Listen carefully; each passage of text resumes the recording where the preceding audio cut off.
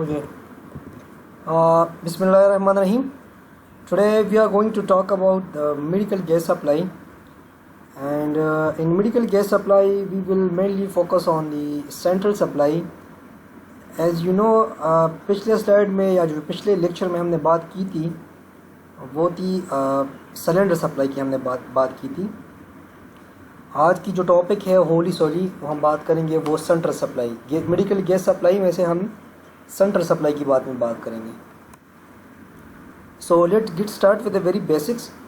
After completing this presentation, you will be able to answer the general principle of the compressed gas cylinder and the medical gas distribution system and their advantages of the centralized system, and also the medical gas types and their usages and the components of the medical gas pipeline system also. And after that we will mainly focus on the compressed medical air and their safety features, and which include the tuck test and single house test.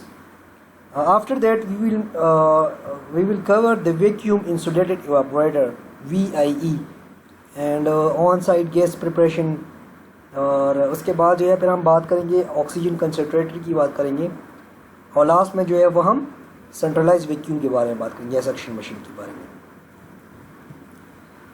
तो आज का जो topic है वो pipeline जो है वो mainly concern है उसका।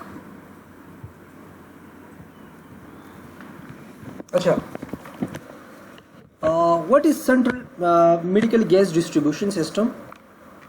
Medical gas distribution system is a central supply system to a medical gas like nitrous oxide, oxygen and medical air and medical vacuum।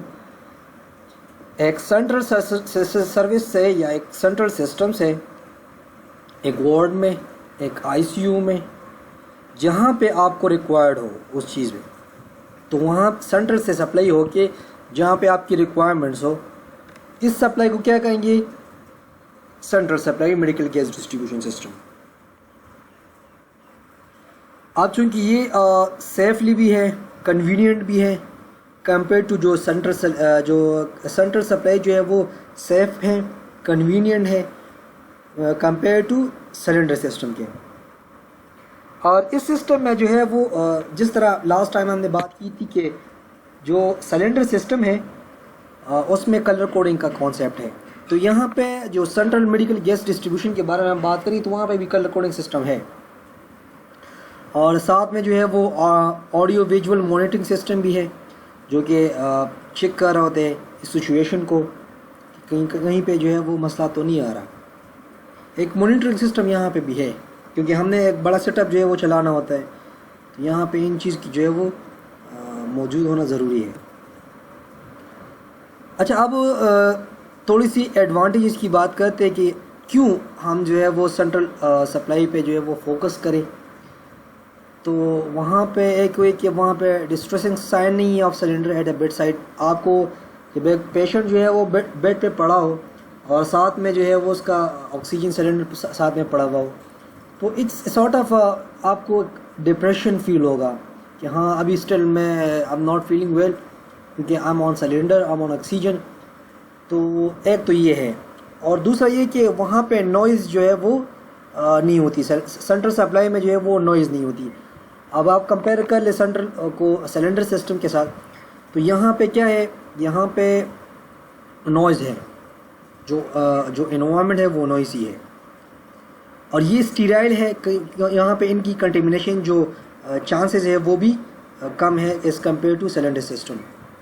और ये दूसरी फोर्थ पॉइंट पे हम बात करेंगे तो ये क्लीन गैस सप्लाई है और अनइंटरप्टेड है, कोई इंटरप्शन नहीं है उसमें, बस कंटिन्यूस फ्लो जो है वो जा रहा होता है। सिलेंडर सिस्टम में ये करना होता है हमें कि एक जो है वो एम्प्टी हो तो उसको खोलना होता है उसको, और उसकी जो सॉकेट है या जो उसका सर्किट है उसको दूसरी सिलेंडर पे हमने लगाना होता है, तो वहाँ पे टाइम कंज्यूमिंग भी है और इंटरप्शन जो है वो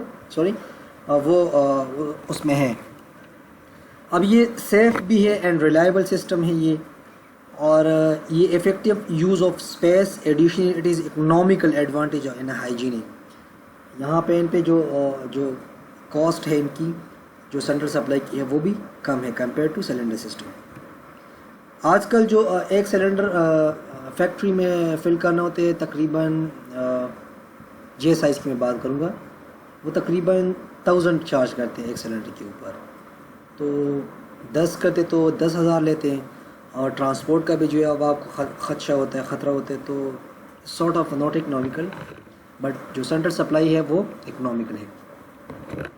अच्छा, अब types of medical gases, different gases जो है वो हम यूज़ करते हैं during intra operative, post operative जो अदर प्रोसीजर्स हैं या पेशेंट सर्वाइवल में। तो अगर हम बात करें ऑक्सीजन की तो टॉप कैटेगरी पे आता है, क्योंकि वहाँ पे जो रेस्पिरेटरी थेरेपी में यूज़ होता है या लाइफ सपोर्टिंग है। ऑक्सीजन किस बंदे को रिक्वायर्ड है? जब अब अगर कोविड-19 पेशेंट में देख लें, जिस पेशेंट की सैचुरेशन जो है वो अगर 92 या 90 से कम हो तो वो ऑक्सीजन पर डाल देते थे, सही है ना। तो ये ऑक्सीजन थेरेपी में यूज़ होते हैं। और चूँकि अब अगर आप फॉर एग्ज़ाम्पल आपकी ऑक्सीजनेशन में कोई मसला आ रहा है, आप एम्बिएंट जो एटमॉस्फेयर ऑक्सीजन है अगर उस पर आपका काम नहीं हो रहा तो आप ऑक्सीजन यूज़ करेंगे, तो ये एक लाइफ सपोर्ट के तौर पे भी जो है वो यूज़ कर सकते हैं। और तीसरी बात ये है कि जब हम एनेस्थीसिया में ड्यूरिंग एनेस्थीसिया हम ऑक्सीजन जो है वो यूज़ करते हैं, सही है ना, क्योंकि वहाँ पे पेशेंट को हमने एनेस्थेटाइज करना होता है और वो कैपेबल नहीं होता उस जब ड्यूरिंग अंडर एनेस्थीसिया जो है वो पेशेंट इस कैपेबल नहीं होता कि वो ख़ुद को ऑक्सीजनेट करे, क्योंकि वहाँ पे जो उनका डायफ्राम है या उसकी रेस्पिरेटरी मसल्स हैं, मेनली डायफ्राम की बात करेंगे हम, तो वो हमने रिलैक्स किया होता है, तो फिर वहाँ पे ऑक्सीजनेशन नहीं होती। Medical air, this is supplied by a specialized air compressor to a patient care area, used extensively in ICU, PICU, neonatal ICU area, and to reduce the risk of excess oxygen in the lung during surgical procedure। पहले हम use करते थे oxygen के साथ जो है वो एक रेशो पे मेडिकल एयर, ताकि वहाँ पे जो ऑक्सीजन टॉक्सिसिटी है वो अवॉइड करे इस चीज़ पे। सर्जिकल एयर की बात करें तो ये एक हाई प्रेशर है to power a variety of surgical tools and other devices. अगर इनकी मैं आपको एक एग्जांपल दूँ, आप में से बहुत से स्टूडेंट्स ने ऑर्थोपेडिक सर्जरी में काम किया होगा, तो वहाँ पे जो ड्रिल मशीन है के वायर पास करने के लिए या दूसरे ऐसी प्रोसीजर्स करने के लिए, तो वहाँ पे वो उस डिवाइस को ऑक्सीजन सिलेंडर के साथ, ऑक्सीजन सिलेंडर तो नहीं है बल्कि वो सर्जिकल एयर होता है, तो वो उसके साथ अटैच करते हैं।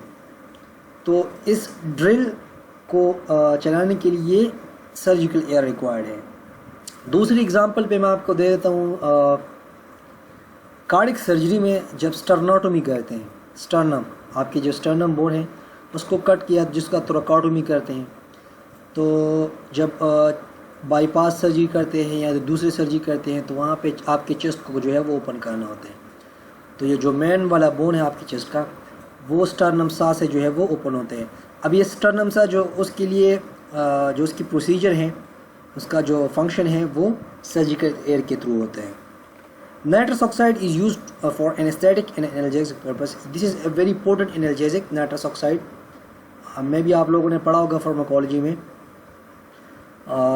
लेकिन आजकल जो है वो यूज़ नहीं हो रहा, क्योंकि इसके बहुत सारे जो है वो एडवर्स इफेक्ट है। तो उस एडवर्स इफेक्ट की वजह से नाइट्रस ऑक्साइड जो है वो आजकल यूज़ नहीं हो रहा। हीलियम की बात आ जाती है, तो ये एयरवे ऑब्स्ट्रक्शन में यूज़ होता है। कार्बन डाइऑक्साइड जो है वो हम लेप्रोस्कोपिक सर्जरीज में यूज़ करते हैं। आजकल जो है वो ये फैशन भी है और अच्छी बात है। जो लेप्रोस्कोपिक सर्जरी है इसके एडवांटेज नो डाउट वो बहुत ही ज़्यादा है, लेकिन लेप्रोस्कोपिक सर्जरी में जो है वो थोड़े से कॉम्प्लिकेशंस भी आ जाती है। तो वहाँ पे लेप्रोस्कोपिक सर्जरी में आपने इस तरह होता है कि वहाँ पे जो आपका होल एब्डोमेन है या जो दूसरे एरिया है वहाँ हमने 2-3 सुराख करने होते हैं, और जो एक कैमरा की मदद से आपने या जो दूसरे इंस्ट्रूमेंट उसकी मदद से आपने प्रोसीजर करना होता है। ओपन प्रोसीजर नहीं होता ये। तो वहाँ पे जो फील्ड है वो उसको विजुअलाइज करने के लिए कार्बन डाइऑक्साइड जो है वो यूज़ होता है। अब कोलिसिस्टेक्टोमी में जो है वो लेप्रोस्कोपिक सर्जरी आजकल ज़्यादा होती है। और आरएमआई में जो है वो जब मैं इंटर्नशिप कर रहा था तो उसी टाइम जो है वो TAH, laparoscopic TAH, total abdominal hysterectomy, uterus को जो निकालते हैं वो भी लेप्रोस्कोपिक प्रोसीजर से होता है। तो वहाँ पे वो कार्बन डाइऑक्साइड जो है वो यूज़ करो। अच्छा, पाइप वैक्यूम और सक्शन, ये आजकल जो बाहर के ममालिक में यूज़ होता है, लेकिन यहाँ पे मैंने ऐसा नहीं देखा केबी में। लेकिन ये सेंट्रल सप्लाई जो है वो सक्शन की होती है। अब एनेस्थीसिया मशीन में आप लोगों ने मैं भी आप लोगों ने देखा होगा या नेक्स्ट टाइम आप देखें, अब इसको देख ले ज़रूर, वहाँ पे उनके साथ जो है वो सक्शन मशीन होता है। आजकल जो है वो सेपरेट सक्शन मशीन आता है, लेकिन पहले जो है वो इस तरह था कि जो एनेस्थीसिया मशीन के साथ सक्शन मशीन होता था। तो वो भी सेम टू सेम जो है वो इसी चीज़ पे यूज़ होता था, इसकी जो प्रोसीजर्स है। अच्छा, यूजेज ऑफ मेडिकल गैसेस, तो जिस तरह मैंने आपको कहा कि ऑपरेशन थिएटर में यूज़ होते हैं, कैथ लैब में यूज़ होते हैं, इंटेंसिव केयर यूनिट में होते हैं, या रिकवरी बेड पे, पोस्ट ऑफ एनेस्थीसिया में जो रिकवरी साइड पे होते हैं वहाँ पे, या जनरल वार्ड्स में। अगर खुदा ना ख्वास्ता आपको रिक्वायरमेंट्स है थोड़ी सी, तो वहाँ पे भी जो है वो चीज़ें अवेलेबल हैं। दूसरी बात, कलर कोडिंग पे बात करते हैं तो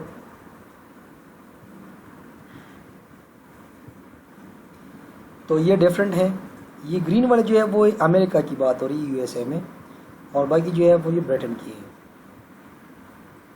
थोड़े से एक्सेप्शनल है यहाँ पे येलो में और ऑक्सीजन में। अच्छा, ये मैंने क्रॉस सेक्शनल व्यू जो है वो components of medical gas pipeline system की वो मैंने ड्रॉ की है। उसमें तो ये है कि एक कंप्रेसर होता है जो लिक्विड ऑक्सीजन कंटेंट एक सिलेंडर होता है, उसके बाद जो है मैन्यूफोल्ड है, उसके बाद जो है वो प्रेशर रिलीजिंग वेल्व है या गैस प्रेशर मॉनिटरिंग है इस साइड पे, शटअप वेल्व्स हैं, और उसके बाद पाइपलाइन है। ये आप इसको देख लें। अच्छा, इस चीज़ को जो है वो आगे स्लाइड्स में पढ़ते हैं एक एक को। अच्छा, अब यहाँ से जो है वो स्टार्ट करते हैं। जो बेसिक हमारा टॉपिक है आज का वो है पाइप्ड गैस सप्लाई, और जिसको हम पीएमजीवी कहते हैं। अब ये पीएमजी जो है वो किस चीज़ के लिए यूज़ होता है? जो gas delivered from a central supply to a point of a different side, सही है ना, जहाँ पे रिक्वायर्ड हो। जिस तरह मैंने कहा आपको ऑपरेशन थिएटर की मैं आपको एग्जांपल देता हूँ, क्योंकि वहाँ पे मोस्टली जो है वो हमें इस चीज़ की ज़रूरत होती है। तो जो सेंट्रल सप्लाई है, ऑक्सीजन जो है वो कहीं और जगह पे जो है वो स्टोर हुआ होता है, लेकिन हमें जो है वो ऑपरेशन थिएटर में रिक्वायर्ड है। तो उस जगह से इस जगह तक आने के लिए जो है वो कौन सी चीज़ जो है वो रिक्वायर्ड है? Central supply. अब इस पाइप में जो है वो जो प्रेशर है वो 4 बार है, इसको आप 400 किलो पास्कल भी कहते हैं, या जो 58 PSI है, और 3000 MRPG यूनिट में मेंशन किया हुआ है। उसके बाद जो है अगर उस सेंट्रल सप्लाई से एक पाइप जो है वो निकल के जहाँ पे हमें रिक्वायर्ड है, तो वहाँ पे उनके लिए एक स्पेशल आउटलेट वेल्व जो है वो प्रेजेंट्स होते हैं, सही है ना। और उस पाइप में जो है वो डिफरेंट गैसेस जो है वो फ्लो कर रहे थे। उसमें ऑक्सीजन है, इंटोनॉक्स है, कंप्रेस्ड एयर है, मेडिकल वैक्यूम है, नाइट्रस ऑक्साइड है। तो ये डिफरेंट गैसेस जो है वो यूज़ हो सकते हैं उसमें। अच्छा, अब इस पीएमजीवी सिस्टम की कंपोनेंट्स में जो है वो एक आ जाते हैं सेंट्रल सप्लाई, जहाँ पे ऑक्सीजन बर्न रहे होते हैं, जहाँ पे ऑक्सीजन जो है वो स्टोर है। तो एक तो ये है कि वहाँ पे मैनीफोल्ड की शक्ल में सिलेंडर प्रेजेंट्स होते हैं, जिसके टाइप जो है वो जे है। या दूसरी साइड पे जो बड़े हॉस्पिटल्स हैं वो जिसमें लिक्विड ऑक्सीजन टैंक जो है वो प्रेजेंट है, यहाँ पे आप देख लें। अब यहाँ से एक पाइपलाइन सिस्टम जो है वो यूज़ होता है। इस ऑक्सीजन को यहाँ पे जो स्टोर हुआ है इन दोनों एरिया में, अब इनको डिलीवर करना है कहाँ पे? ऑपरेशन थिएटर में, आईसीयू में, कैथ लैब में, जहाँ पे आपको रिक्वायर्ड है। तो उनके लिए पाइपलाइन सिस्टम है। अब ये पाइपलाइन जो है उनकी डिग्रेडेशन अवॉइड करने के लिए उन्होंने हाई क्वालिटी कॉपर एलॉय जो है वो यूज़ किया होता है, सही है ना। और इसकी जो है वो ब्रास से बना होता है। उसकी जो फिटिंग है। अच्छा, अब ये पाइप जो है वो डिफरेंट साइज़ के होते हैं।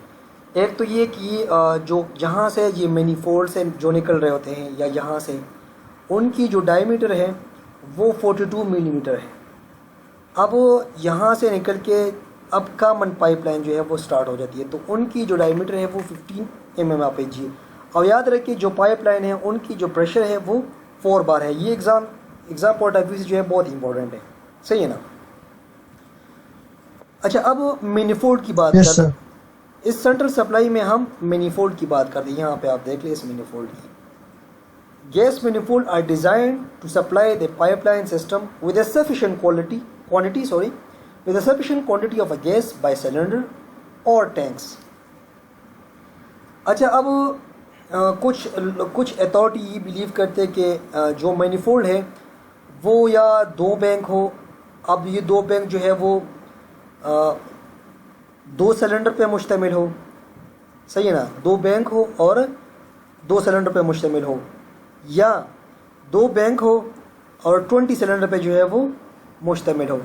और आपके पास इस सप्लाई में जो है वो इतनी कैपेसिटी हो कि अगर आपका जो सप्लाई है अगर वो डिमिनिश हो बाहर की जगह से जहाँ पे आपने सप्लाई करना होता है, जहाँ से आपने, तो आपके पास इतना रिजर्वायर प्रेजेंट हो कि वहाँ पे 48 आवर जो है वो आपका हॉस्पिटल चल सके, या जो आपका सेटअप है 2 दिन जो है वो आपके पास कैपेसिटी होनी चाहिए इस मैनीफोल्ड की, सही है ना। और ये जो मैनीफोल्ड है ये ऑटोमेटिक होता है, सही है। इसमें आप प्राइमरी सिलेंडर्स होते हैं, एकल सेकेंडरी। आगे चल के हम इस पे बात करते हैं। अच्छा, अब ये सेंट्रल सप्लाई में ये वाला जो आप ब्लैक देख रहे हैं ये मैनीफोल्ड है, और ये वाला जो है वो ऑक्सीजन टैंक है। इसमें लिक्विड ऑक्सीजन जो है वो प्रेजेंट होता है। ये एक क्रॉस सेक्शनल व्यू है मैनीफोल्ड रूम की। यहाँ पे आप देख लें, ये वो टैंक्स हैं, यहाँ पे ऑक्सीजन सिलेंडर जो है वो प्रेजेंट होते हैं। यहाँ पे भी आप देख लें, ये पाइपलाइन सिस्टम है, यहाँ से निकल रहा होता है, यहाँ से आप देख लें। यहाँ पे इनके लिए प्रेशर रेगुलेटरिंग वेल्व्स हैं, प्रेशर मॉनिटरिंग वेल्व्स हैं। तो यहाँ पे उसके बाद जो है वो पाइपलाइन के थ्रू जहाँ पे आपको रिक्वायर्ड हो वहाँ पे जाएगा। अच्छा, अब सॉरी,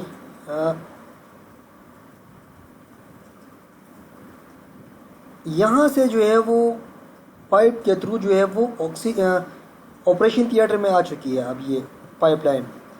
तो उनके लिए एक गैस आउटलेट होनी चाहिए। इसकी मैं एक एग्जांपल दे देता हूँ। हमेशा आपके घर में जब बिजली जो है वो एक तो जो बड़े वायर्स है जितनी उसकी वोल्टेज जो है वो काफ़ी ज़्यादा होती है, उसके बाद जो छोटे वायर आ जाती हैं, फिर उसके बाद आपके घर को जो है वो सप्लाई होती है।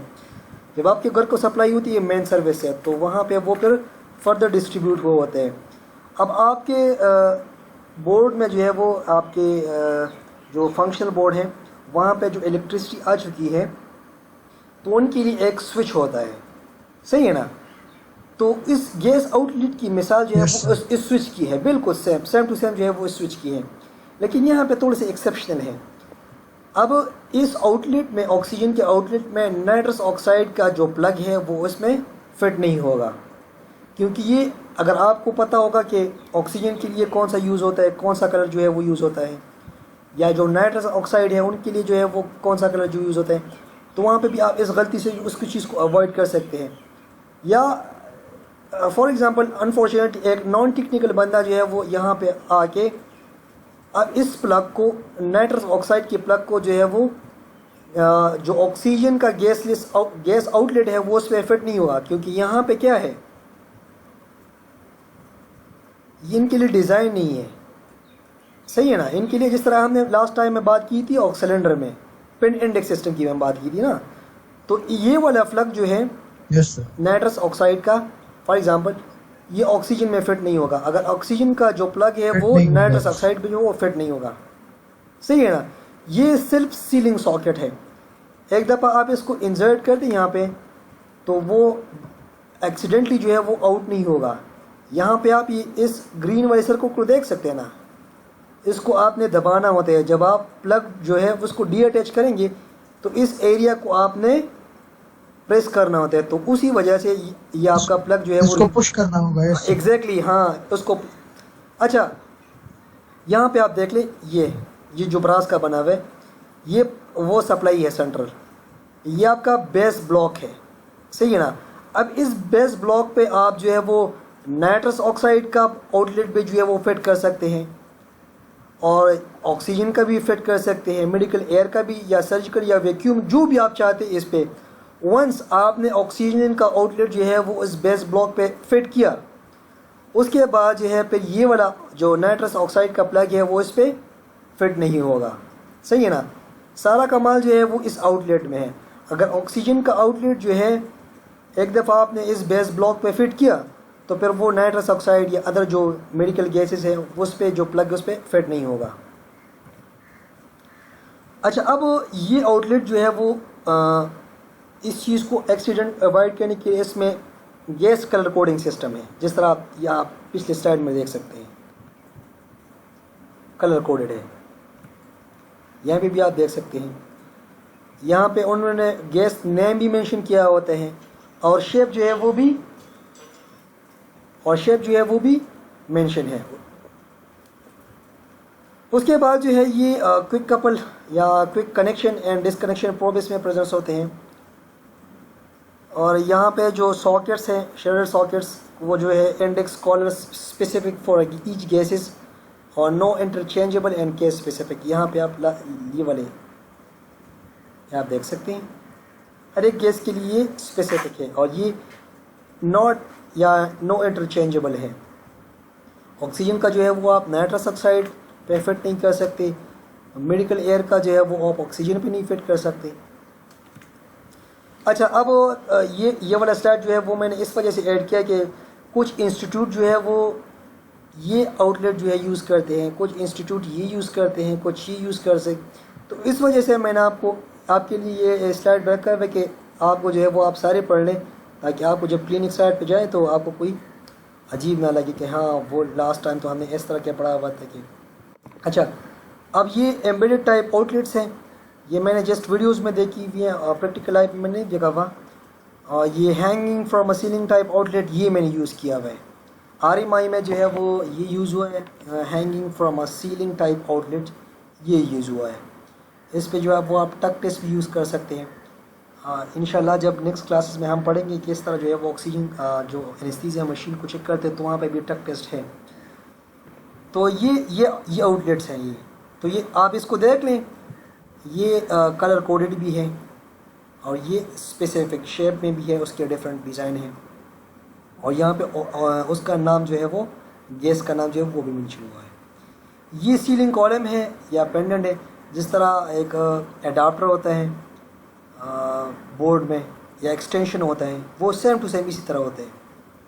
ये भी मैंने वीडियोस में देखी है, बुक्स में पढ़ा है, इसको देखा है, लेकिन मैंने MMC में है सर। अच्छा MMC में ये है।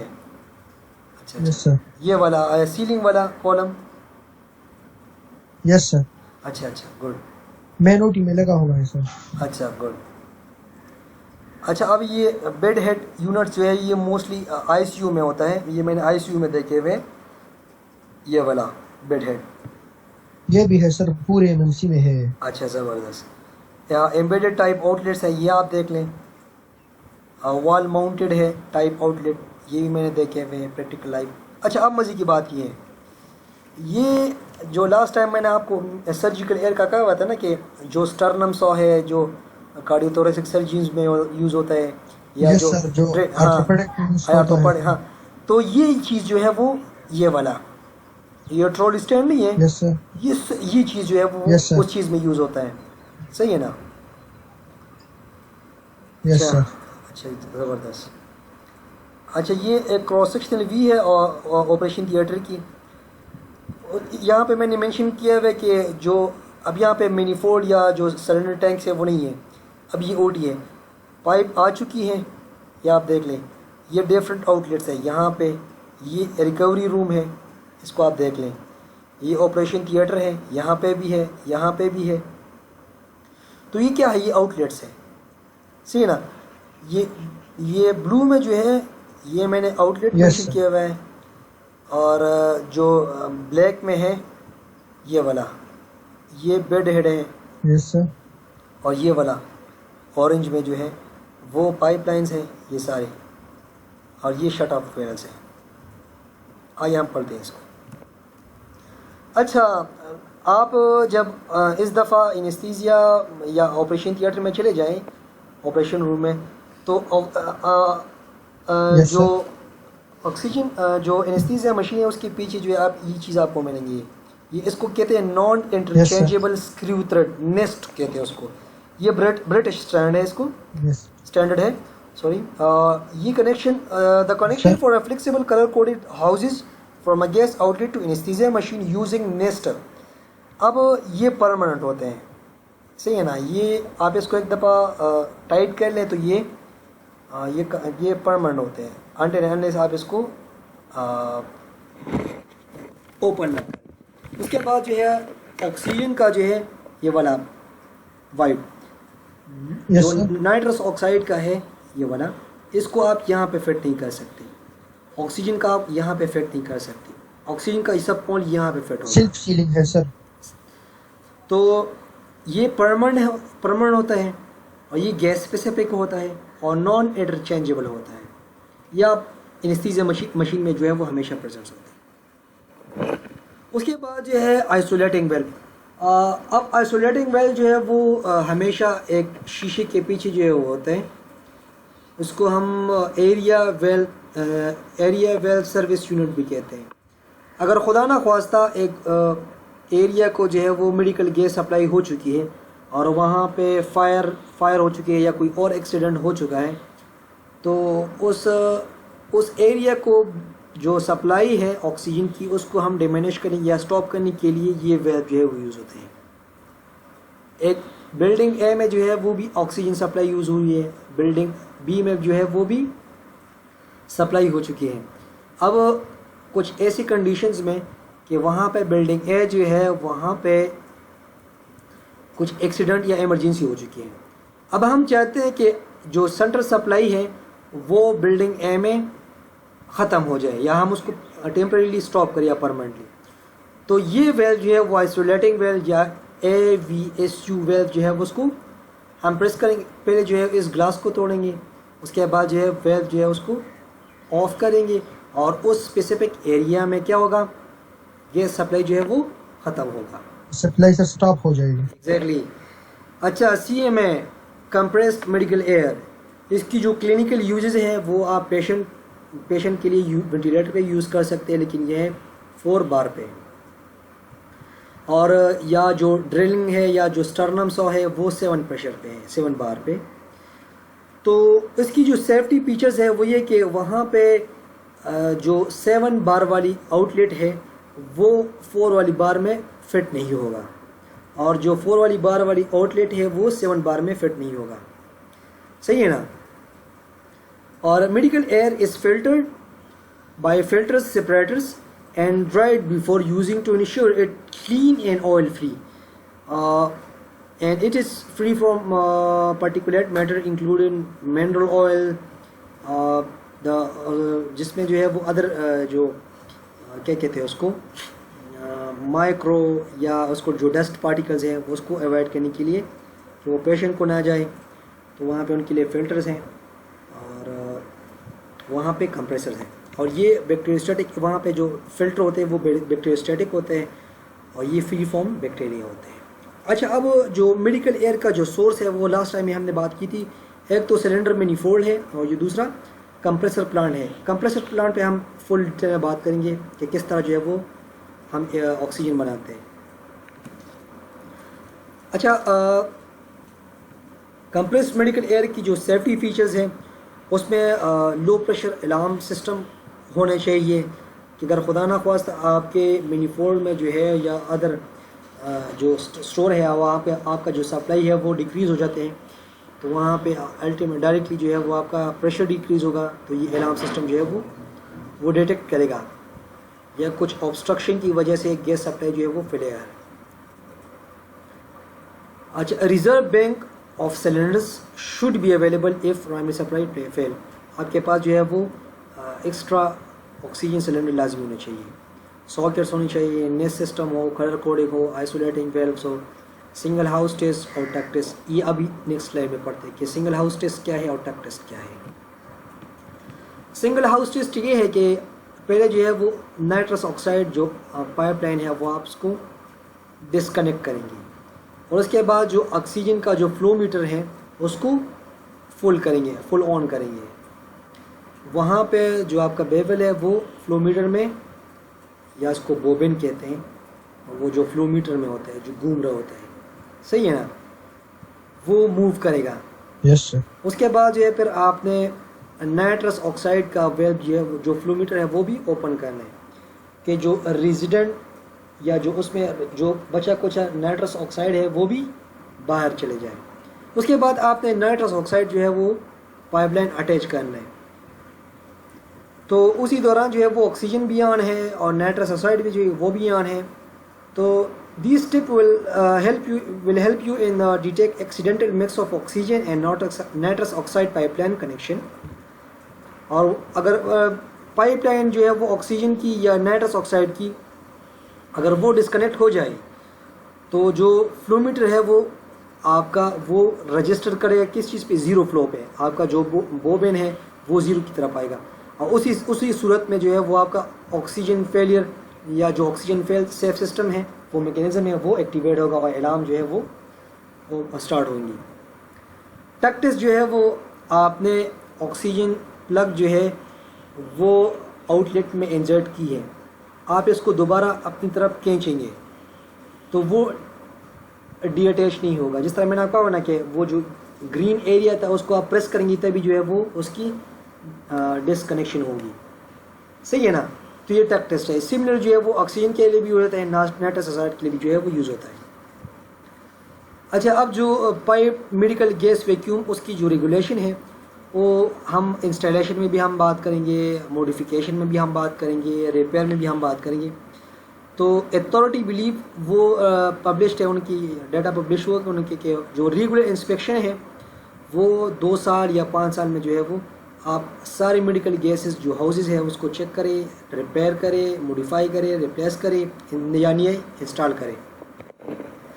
और जो डैमेज हाउस हैं वहाँ पे उनके लिए फायर केजिंग का ख़तरा होता है या जो रप्चर है तो वहाँ पे उनके लिए और भी प्रॉब्लम्स है।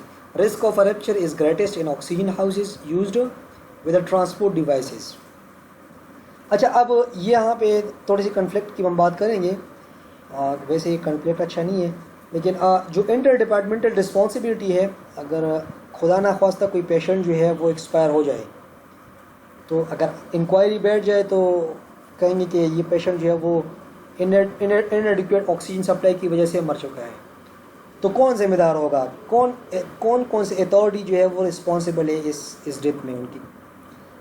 अगर जी oxygen no let me clear, अगर ऑक्सीजन जो है वो जो पाइपलाइन सप्लाई जो है वो ऑक्सीजन की या जो अदर मेडिकल गैसेस है, ऑपरेशन थिएटर में जो आउटलेट्स है अगर वहाँ पे ऑक्सीजन सप्लाई है, सही है ना, तो उसका मतलब है जो अदर इंजीनियरिंग डिपार्टमेंट्स है उसका काम नहीं है। यहाँ पे ओटी में से जितनी भी ऑक्सीजन की जो मेंटेनेंस है वो एनेस्थीसिया वालों की रिस्पॉन्सिबिलिटी है, सही है ना। अगर यहाँ पे कोई पेशेंट जो है वो एक्सपायर हो चुका है और इंक्वायरी के बाद जो है वो उन्होंने ये फाइंड किया कि हाँ जी जो आउटलेट है वॉल पे जो माउंटेड है वहाँ पे ऑक्सीजन सप्लाई जो है वो नॉर्मल है, तो पे वो एनेस्थीसिया वाला स्टाफ पे जो है वो आएगा। अगर ऑपरेशन थिएटर में जो सप्लाई है वहाँ पे वो डिमिनिश है, वहाँ पे ऑक्सीजन सप्लाई नहीं आ रही, तो ये जो फार्मेसी वाले हैं या जो सप्लाई वाले हैं या जो इंजीनियर डिपार्टमेंट है बायोमेडिकल इंजीनियर वाली वो रिस्पॉन्सिबल है इस चीज़ के। एक पेशेंट जो है वो मैं ये कलर कोड की यहाँ बात करेंगे। अब डेट तो मुझे याद नहीं है, लेकिन KTH में खैबर टीचिंग हॉस्पिटल में इस तरह हुआ था कि एक दो पेशेंट की डेथ हुई थी, वहाँ पे उन्होंने ऑक्सीजन की बजाय नाइट्रस ऑक्साइड सिलेंडर जो है वो अटैच किया हुआ था, तो उसी वजह से वो पेशेंट की 2-3 पेशेंट की जो है वो डेथ हो चुकी थी। Okay sir. अच्छा, सोर्स की हमने बात की थी, तो वो सिलेंडर मैनीफोल्ड है जो ऑक्सीजन सप्लाई कर रहे होते हैं, नाइट्रस ऑक्साइड जो इंटरऑक्स, और इसकी जो कंपोनेंट्स है वो जो लार्ज सिलेंडर मैनीफोल्ड की हमने बात की, वहाँ पे साइज़ जे है जो उसकी कैपेसिटी है एक सिलेंडर की 6800 लीटर की, जो इक्वली डिवाइड होते हैं प्राइमरी सिलेंडर में और सेकेंडरी में। और जो जब प्राइमरी सिलेंडर में जो है वो अगर ऑक्सीजन सप्लाई जो है वो डिमिनिश हो या कम हो जाए, तो जो प्राइमरी सिस्टम है वो उसको वो एक्टिव होगा। अब नंबर ऑफ़ सिलेंडर जो है वो आपकी डिमांड पे जो है वो डिपेंड करेगा। अगर आपका हॉस्पिटल या आपका सेटअप जो है वो बड़ा है तो आपको ज़्यादा सिलेंडर रिक्वायर्ड है। अगर आपकी सेटअप जो है वो इतनी ज़्यादा नहीं है तो वहाँ पे आपको सिलेंडर जो है वो कम रिक्वायर्ड होगा। अच्छा, नॉन रिटर्न वेल्व जो है वो primary and secondary group of cylinder connected to a non return valve connected to a common pipeline supply. अब मैंने आपसे बात की थी कि जो कॉमन पाइपलाइन सिस्टम है और ऑक्सीजन के बीच में, तो वहाँ पे जो उनकी डायमीटर है वो 45 मिलीमीटर है। तो यहाँ पे नॉन रिटर्न वेल्व्स हैं। एक दफ़ा ऑक्सीजन सिलेंडर से एक दफ़ा जो है वो ऑक्सीजन सिलेंडर जो है वो लीव कर चुकी है सिलेंडर ऑक्सीजन, तो वो दोबारा ऑक्सीजन सिलेंडर में नहीं आएंगी क्योंकि वहाँ पे नॉन रिटर्न वेल्व है। प्रेशर रेगुलेटरिंग वेल्व है, ये कॉमन पाइपलाइन सिस्टम है जो है वो प्रेशर्स और जो अदर पाइपलाइन है, क्योंकि वहाँ पे प्रेशर जो है वो डिटेक्ट करते हैं और पाइप में जो है वो प्रेशर 4 बार होता है। नाइट्रस ऑक्साइड जो है वो सिलेंडर में अवेलेबल है क्योंकि वो लिक्विड फॉर्म में होता है। ये मैंने हमने बात की थी लास्ट लेक्चर में। अच्छा, इसके साथ सर एयर यूज होगा नाइट्रस ऑक्साइड के साथ? हाँ ना, वो तो आप होली सोलिन यूज़ नहीं कर सकते। यस सर, वो लिक्विड फॉर्म में होता है। हाँ, ये तो ऑक्सीजन के लिए हम यूज़ वो एनर्जी से यूज़ करते थे लास्ट टाइम, पिछले। Yes sir. अच्छा, यस सर, ये कि यूज किया। हाँ, ज़बरदस्त। लेकिन उसमें ये था कि वहाँ पे एयर एम्बोलिज्म का ख़तरा बहुत ज़्यादा होता था, सेकंड गैस इफेक्ट की या डिफ्यूजन हाइपोक्सिया। यस सर, अब यूज़ नहीं होता सर। हाँ, आजकल यूज़ नहीं हो रहा। अच्छा, मैकेनिज्म क्या है? All cylinder valve are open for primary and secondary groups. This will result in a gas cylinder emptying simultaneously, and an automatic change from a primary to secondary cylinder group occurs when the primary cylinder is nearly empty. इस तरह मैंने अपनी पिछले lecture में slide में हमने बात की। Pressure sensitive device detect when the cylinders are nearly empty and medicates the changeover। और यहाँ पे हमने कुछ डिवाइसेस को फिट किया होता है कि वहाँ पे अगर प्राइमरी से सिलेंडर में सप्लाई जो है वो कम हो गई है या ऑक्सीजन, तो वो सेकेंडरी सप्लाई जो है वो स्टार्ट हो जाएगी। When a change over occur an electrical signal is triggered to alert staff to change the नीली एम्प्टी सिलेंडर्स। अच्छा, अब सेफ्टी फीचर्स की हम बात करें तो ये कि जो सिलेंडर हम रखते हैं सेंट्रल सप्लाई के लिए वो एक वेंटिलेटेड रूम में होना चाहिए, और वो रूम जो है वो उस बिल्डिंग या हॉस्पिटल से थोड़ा सा फासले पे होना चाहिए, और ये रूम जो है वो फायर प्रूफ होना चाहिए कि वहाँ पे आग का ख़तरा ना हो, और ये रूम जो है वो as a general cylinder room जो यूज़ ना हो, हाई सेंसिटिव एरिया जो है उसको ट्रीट करें। और जो एम्प्टी सिलेंडर हो उनको फिल्ड सिलेंडर के साथ ना रखें, क्योंकि वहाँ पे इमरजेंसी कंडीशन में इस तरह नहीं होगा कि अगर खुदा ना ख्वास्ता आपने एम्प्टी सिलेंडर जो है वो अटैच किए हैं और आप एक्सपेक्ट करें कि ऑक्सीजन सिलेंडर जो है वो जो एम्प्टी सिलेंडर है वो आपको सप्लाई देगा, तो ऐसे पॉसिबल नहीं है। तो आप एज अ रिज़ल्ट आपको इंजरी आएंगी in the form of death. Should be removed immediately from the manifold room जो एम्प्टी सिलेंडर है। अच्छा, अब जो वैक्यूम इंसुलेटेड इवापोरेटर्स हैं VIE, उसकी कंपोनेंट्स जो है वो क्या है? थर्मोप्लास्ट, इसको हम पश्तो में जो थर्मास कहते हैं, वो बिल्कुल सेम टू सेम इसी मैकेनिज्म, इसी प्रिंसिपल पे जो है वो जो वैक्यूम इंसुलेटेड इवापोरेटर है उस पे वो डिज़ाइन है। इसकी जो thermally insulated double walled steel tank with a layer of पेटिल, ये क्या है इसको, परलाइट इन ए वैक्यूम, ये एक जिस तरह आपने थर्मोप्लास्ट देखा है पश्तो में कहते हैं कि थर्मास, देखा है मैंने आपका, यस सर, देखा बिल्कुल है। Yes sir. सेम प्रिंसिपल पे जो है वो काम करते हैं। उसमें pressure regulating okay well, sir. हाँ, जो अलाउ करता है किस चीज़ को, which allow gas to enter in pipeline and maintain the pressure through the pipeline at the pressure of 4 bar. उसके बाद जो है वो सेफ्टी प्रेशर वेल्व है। अब ये प्रेशर जो, अच्छा, ये इस चीज़ को मैं थोड़ा सा डायग्रामेटिकली, यहाँ पे आप देख लें, ये एक, ये वैक्यूम है, ये वाला, ये एरिया वैक्यूम है, नज़र आ रहा है आपको, सही है ना। और इसमें जो है वो लिक्विड ऑक्सीजन है, और इसकी जो टेम्परेचर है वो -160 सेंटीग्रेड पे जो है वो प्रेजेंट है। और इस टैंक में जो प्रेशर है वो, ये जो लिक्विड ऑक्सीजन है वो, उसके जो प्रेशर है वो 7 बार पे प्रेजेंट होता है। यहाँ पे सेफ्टी वेल्स है। अब ये सेफ्टी वेल जो है वो, अगर आपका प्रेशर जो है वो 17 बार से जो है वो ज़्यादा हो जाता है, 17 बार से, तो फिर ये वेल जो है वो ओपन होगी, क्या कि यहाँ पे ब्लास्ट ना हो, सही है ना। और ये उसी कंडीशन में 17 बार या उससे जो प्रेशर बिल्डअप होगा वो किस कंडीशन में, जब आप इसको थोड़ा यूज़ करेंगे या कम यूज़ करेंगे। जब आप नॉर्मल यूज़ करते हैं तो फिर प्रेशर बिल्डअप नहीं होगा। अच्छा, अब यहाँ से जो लिक्विड ऑक्सीजन है वो एवापोरेट होगा, यहाँ से वो यहाँ से आएगा, तो यहाँ पे सुपर हीटर प्रेजेंट्स होते हैं इनके लिए, तो उसको गर्म करते हैं। उसके बाद जो है वो प्रेशर रेगुलेटरिंग वेल्व्स है, यहाँ पे प्रेशर रेगुलेटर, उसके बाद पाइपलाइन सप्लाई है। अब कुछ इमरजेंसी सिचुएशन में हमें ऑक्सीजन जो है वो ज़्यादा रिक्वायर्ड है, तो उसके लिए हमने क्या करना होता है, यहाँ से जो लिक्विड ऑक्सीजन है वो इसी रास्ते में आएगा। प्रेशर यहाँ पे इनके लिए वेपोराइज़र प्रेजेंट होते हैं, जो प्रेशर राइजिंग वेपोराइज़र है, उनके लिए जो एक कंट्रोल वेल्व है। और उसके बाद जो है वो फिर सेम प्रोसीजर जो उसके थ्रू, पाइपलाइन के थ्रू जो है वो ऑक्सीजन, लिक्विड ऑक्सीजन जाएगा, उसके बाद जो है वो ऑक्सीजन जाएगा। इसका मैकेनिज्म ऑपरेशन जो है वो क्या है कि जो लिक्विड ऑक्सीजन है वो -50 टू -60, उसका जो हमने एवरेज लिया है वो -160 sorry, which is lower than oxygen critical temperature. उसका क्या है, ऑक्सीजन का क्रिटिकल टेम्परेचर जो है वो लास्ट टाइम हमने बात की थी वो -18 सेंटीग्रेड है। और उसमें इस वैक्यूम में जो है वो आप 1500 जो है वो लीटर आप ऑक्सीजन जो है वो यूज़ कर सकते हैं, कितने प्रेशर पे, 7 टू 10.5 बार पे। अब इस सारे प्रोसेस का जो टेम्परेचर है वो किस तरह मेंटेन होगा, तो वो एक हाई वैक्यूम शेल के थ्रू जो है वो मेंटेन होगा। जो इसकी evaporation of a liquid oxygen consume latent heat of vaporization which is taken from the liquid and this cool the liquid oxygen।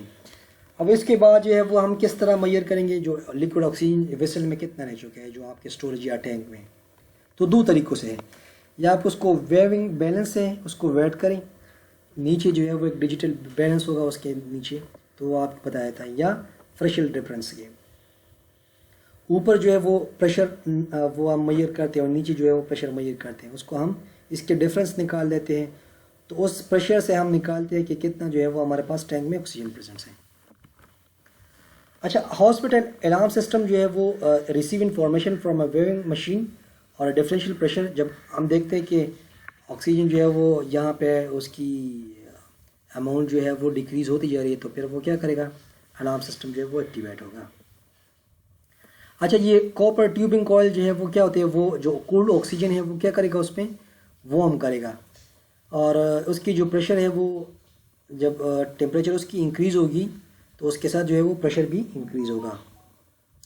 और जो 15 सेंटीग्रेड पे हम एटमॉस्फेरिक प्रेशर पे लिक्विड ऑक्सीजन जो है वो क्या कहते हैं, वो 842 टाइम जो है वो as a volume, as a gas volume वो हमको देते हैं लिक्विड से। जो ऑक्सीजन टैंक है वो सेफ्टी फीचर की हम बात कर लेते हैं, तो हमारे पास रिज़र्व ऑक्सीजन सिलेंडर टैंक जो है वो लाजमी होने चाहिए, या टैंक जब इनकेस जो है वो ऑक्सीजन सप्लाई जो है वो फेल हो जाए तो हमारे पास रिज़र्व में दूसरे सिलेंडर प्रेजेंस हो। और इसकी जो लोकेशन है वो मेन बिल्डिंग से हमेशा जो है वो अवॉइड, थोड़ा सा फासले पे होना चाहिए। अच्छा, अब कुछ इंस्टीट्यूट जो है वो ऑन साइट गैस प्रोडक्शन करते हैं कि हाँ बस में हॉस्पिटल में जो है वो गैस की प्रोडक्शन हो। तो oxygen is produce on site instantaneously from ambient air freely available. जो हम ऑक्सीजन जो यूज़ करते हैं, जो एयर है हमारे एयर के, उससे जो है वो ऑक्सीजन यूज़ करते हैं, निकालते हैं, एक्सट्रैक्ट करते हैं। वो डिफरेंट प्रोसीजर से मैं अभी बता देता हूँ क्यों यूज़ करते हैं। क्योंकि उस पर जो है वो एक्सपेंसेस कम आता है। ऑक्सीजन जो है वो हमारे पास 24 आवर्स अवेलेबल होते हैं और उसकी इकनॉमिकल भी है, सही है ना। और हमारे पास जो उसकी एक्सेस है वो भी इजीली है, और जो ट्रांसपोर्ट का खर्चा है या जो उसकी केयरिंग है वो भी नहीं होता हमें।